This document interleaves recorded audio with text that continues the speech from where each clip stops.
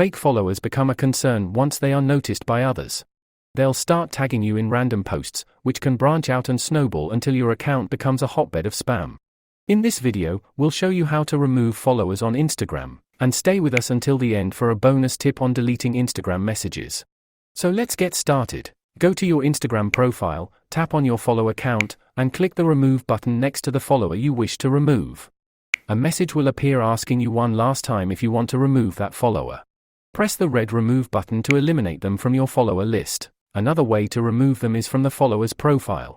Go to the Instagram profile of the user you wish to unfollow, tap the three-dot button in the top right corner, and select Remove Follower. A confirmation message will appear. Press the blue remove button to completely remove them. And as a token of our appreciation for stay with us until the end, here's a bonus tip on how to delete Instagram messages.